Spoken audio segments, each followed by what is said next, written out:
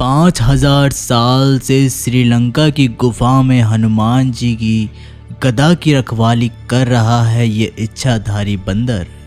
इस घटना का रहस्य आपके पैरों तले भी ज़मीन खिसका देगा।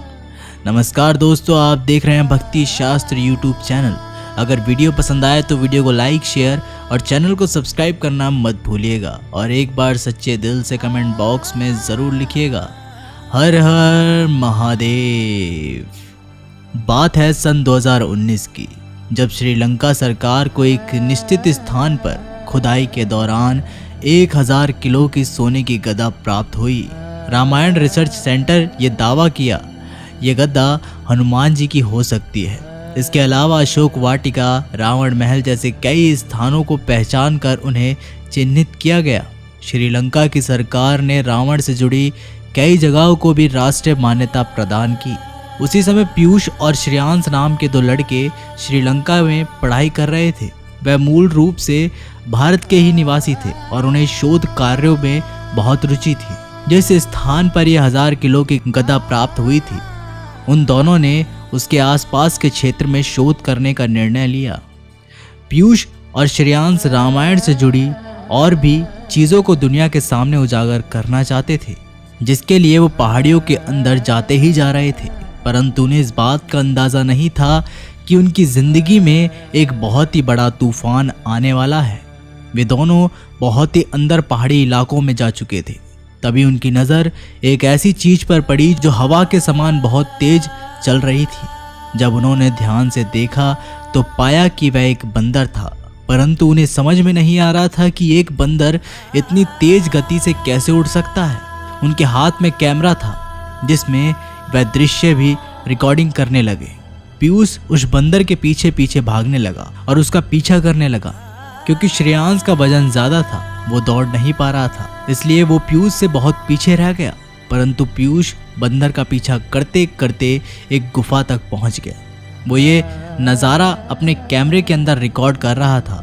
जब वो उस गुफा के अंदर पहुंचा तो उसने देखा कि एक कीमती वस्तु पड़ी हुई है, जिसकी चमक इतनी ज़्यादा है कि वह उसे ध्यान से भी नहीं देख पा रहा था। और वो इच्छाधारी बंदर भी उस चमकीली वस्तु के पास जाकर ही बैठा हुआ था कि उसने जब और पास जाने की कोशिश करी तो अचानक ही उसकी दिल की धड़कनें थम गई और वो उसी स्थान पर बेहोश हो गया। जब थोड़ी देर बाद श्रेयांश उस जगह पर पहुंचा और उसने पीयूष को वहाँ पर मृत पाया तो उसकी सिट्टी बिट्टी गुम हो गई और वो बहुत ज़्यादा डर गया और वो उसी समय पीयूष को बाहर लेकर आ गया। जब श्रेयांश ने पीयूष का कैमरा देखा तो उसके अंदर कुछ ऐसा था जिसने श्रेयांश के होश उड़ा दिए।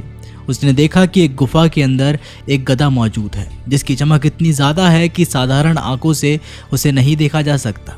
उसका प्रभाव इतना खतरनाक था कि पीयूष जैसे ही उसके संपर्क में आया, उसके दिल ने काम करना ही बंद कर दिया। जिसके बाद पीयूष को तुरंत अस्पताल ले जाया गया, परंतु वहाँ पर डॉक्टरों ने उसे मृत घोषित कर दिया।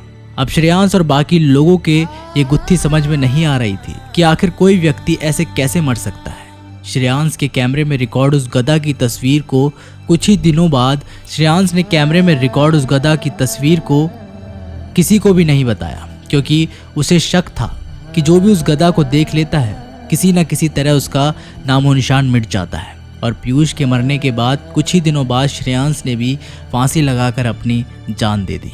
इन दोनों दोस्तों का उस गुफा के अंदर जाना, उस चमकीली वस्तु को देखना और बाद में दोनों का मर जाना, ये कोई सामान्य बात नहीं थी।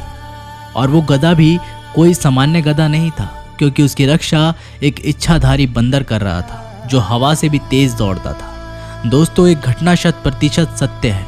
इसे लेकर आप क्या विचार रखते हैं, हमें नीचे कमेंट बॉक्स में ज़रूर बताइएगा। साथ ही इस वीडियो को लाइक करके जल्दी से हमारे चैनल को सब्सक्राइब कर लीजिए, ताकि आपको हमेशा ऐसी सत्य चमत्कारिक घटनाएं देखने को मिलती रहे। मैं जल्दी मिलता हूं आप लोगों से एक नई वीडियो के साथ। तब तक के लिए बहुत बहुत धन्यवाद।